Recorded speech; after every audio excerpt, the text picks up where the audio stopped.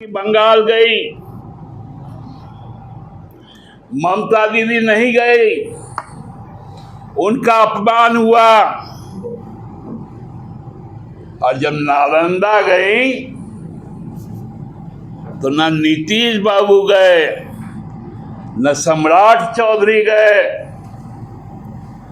तो कौन सा मान हुआ? मतलब मीठा मीठा गप गप और कड़वा कड़वा थू थू। आप द्रौपदी मुर्मू जी का अपमान कर सकते हैं क्योंकि आप मनुवादी सोच के लोग हैं, और हमने उनको सर पे यहां पर 6 साल तक बैठा के रखा। आपने तो सीएनटी और एसपीटी एक्ट खाने का काम किया था रघुवर दास के माध्यम से। ये तो द्रौपदी मुर्मू जी थी जिन्होंने उस संविधान, उन जो सीएनटी एक्ट, एसपीटी एक्ट का जो आपने संशोधन किया था उसको रिजेक्ट करने का काम किया था और आदिवासी मूलवासी अस्मिता को बचाया था।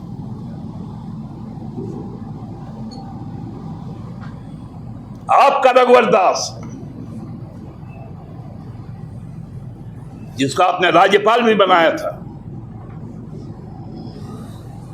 राष्ट्रीय उपाध्यक्ष भी बनाया था, किस मुंह से बात करते आप? क्योंकि अब तो आप फंस चुके हैं। सेंसस शुरू हो गया है और जातीय जनगणना के साथ होगा,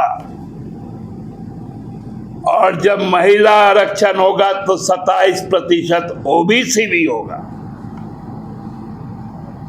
एसटी एससी के साथ ओबीसी भी होगा। यही तो डर था आपका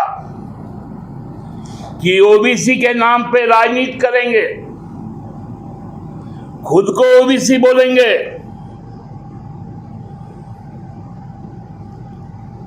लेकिन ओबीसी को आरक्षण नहीं देंगे। डरते हैं ओबीसी से। जब 92 में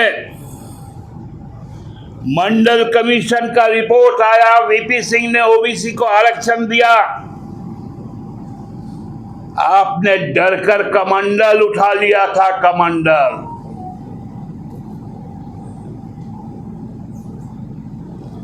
आपने हिंदुओं के बीच को, जो उनके समग्र प्रगति की जो लकीरें खींची गई थी मंडल कमीशन के द्वारा, उसको दबाने के लिए आपने उग्र हिंदुत्व का नारा दिया। आपने क्या लाया था उसमें कि 3 सदस्य होगा, जिसमें हाई कोर्ट का रिटायर्ड जज अध्यक्ष होगा, मतलब कोई गुजरात का रिटायर्ड जज। एक मुख्य चुनाव आयुक्त द्वारा नियुक्त चुनाव आयुक्त, जो आपका तोता है, और किसी एक राज्य का मुख्य चुनाव पदाधिकारी। मतलब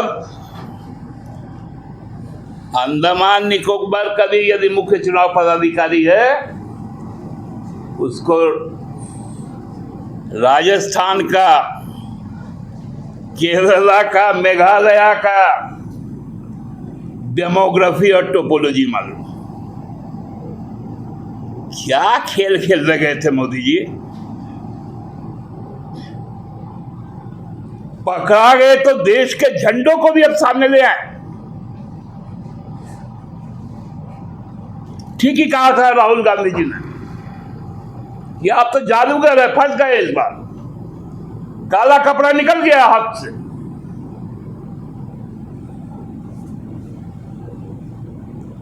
कभी कभी सेना के आड़ में, कभी खिलाड़ी के आड़ में, कभी किसी के आड़ में कितना दिन खेलेंगे? कोई भैंस खोल के ले जाएगा, कोई नल का टोटी खोल के ले जाएगा। ये सब तो ठीक है, भाजपा का मंच पे आपको अच्छा लगता है, लेकिन राष्ट्रीय मंच पर और झूठ बोल रहे हैं। जो विपक्ष ने महिला आरक्षण दिया आपके कहने पर 2023 को, अब कैसे बोल दे रहे कि वो समाप्त हो गया?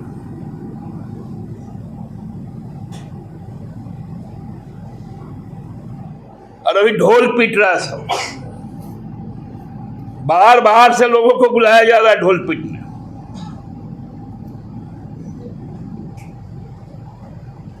आज मैं सुन रहा था सुबह प्रधानमंत्री जी को बड़जोरा में, बांकुड़ा डिस्ट्रिक्ट का रैली हो रहा था।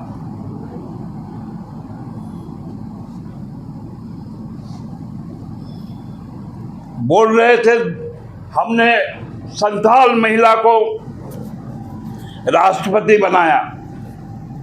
इन लोगों ने अपमान किया। तो बताइए, भारत रत्न के समय आडवाणी जी के साथ बैठकर आप फोटो खिंचा रहे थे, माननीय राष्ट्रपति जी खड़ी थी, आपने कौन सा सम्मान दिया था? कुछ विशेष परिस्थितियों पर जब देश में कोई संकट हो, जैसे बांग्लादेश का युद्ध, पाकिस्तान का युद्ध, चीन का युद्ध, खाद्य संकट,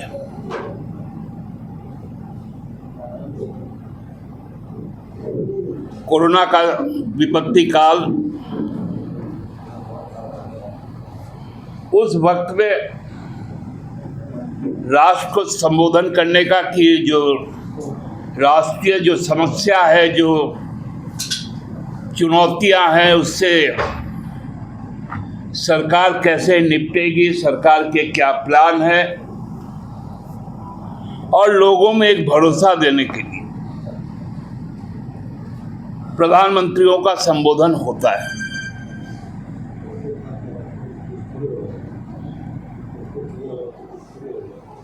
प्रधानमंत्रियों का संबोधन लगभग 20 से 25 मिनटों का एवरेज होता है, लेकिन आदरणीय मोदी जी ने भी उसको तोड़ा। 103 मिनट का भी उनका संबोधन रहा।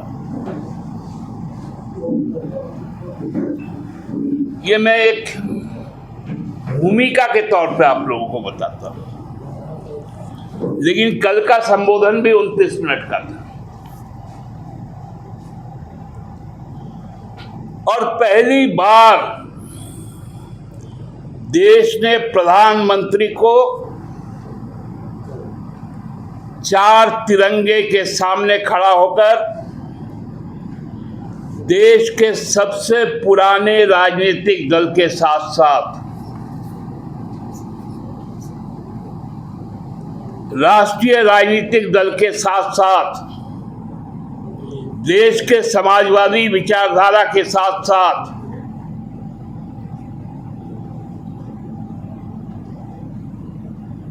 जिनके दहलीज पर बार बार वो राजनीतिक ठोकर खाते हैं, वो टीएमसी और डीएमके को लेकर राष्ट्र को संबोधन किया।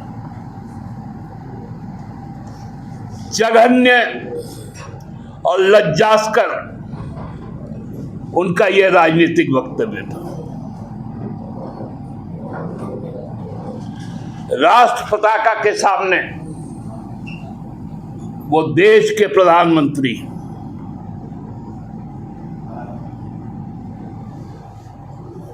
राजनीतिक दल के मंच पर वो भारतीय जनता पार्टी के नेता हैं।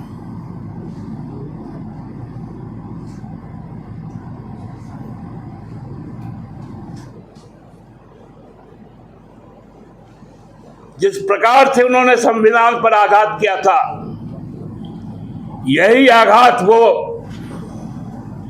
डिलिमिटेशन करके यहां के चुनाव की प्रक्रिया संविधान को तार तार कर देने का कर रहे थे। इसीलिए उन्हें परास्त होना पड़ा लोकसभा के अंदर। देश का प्रधानमंत्री झूठ बोला कल।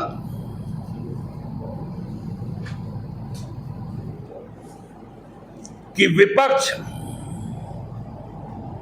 महिला विधेयक को पास नहीं होने दिया, महिला आरक्षण को पास नहीं होने दिया।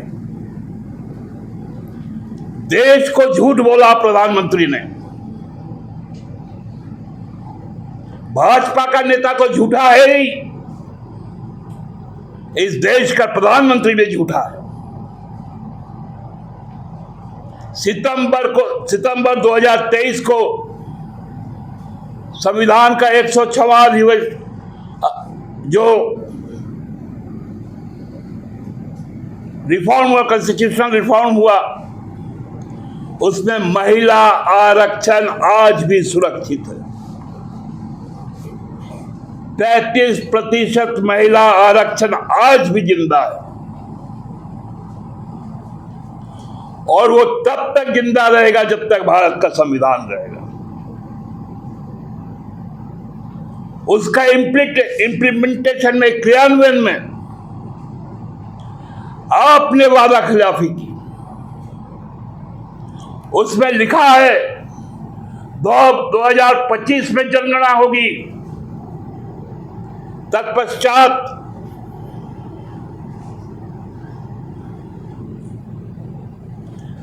डिलिमिटेशन होगा और 29 से वो लागू होगा। आप अपराधी हैं, आपने महिलाओं का अपमान किया है, आपने 2025 और 26 का वादा नहीं निभाया। आपने परिसीमन को घूंघट पहनाकर महिला आरक्षण बना दिया।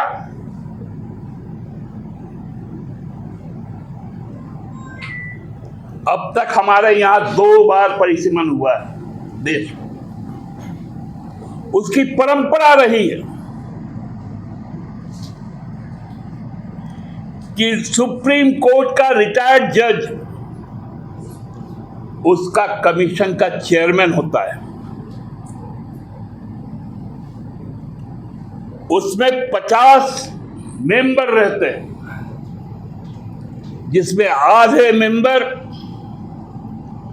सामाजिक क्षेत्र के विशेषज्ञ होते हैं और आधे मेंबर न्यायिक क्षेत्र के विशेषज्ञ होते हैं। सबसे पहले तो आज आप लोगों को बहुत बहुत शुभकामना। आज अक्षय तृतीया है।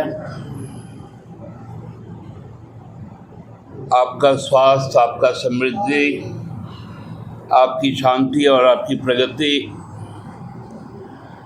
अक्षय हो, यही हमारे तरफ से और हमारे प्रिय पार्टी झारखंड मुक्ति मोर्चा के तरफ से आप लोगों को अपनी मंगल कामनाएं व्यक्त करता हूँ। साथियों, हम जिस देश में रहते हैं वो देश आस्थाओं का, मान्यताओं का, परंपराओं का, विरासत का एक समृद्ध संग्रह है।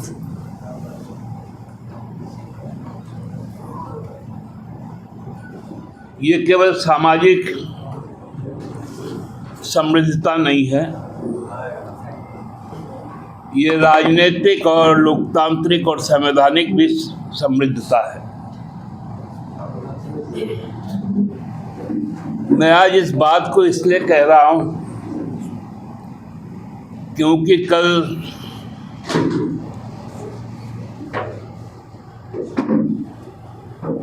संध्या 8:30 बजे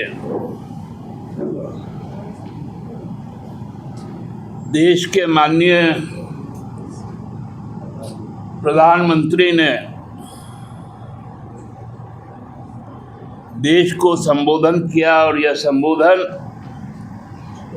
1947 से लेकर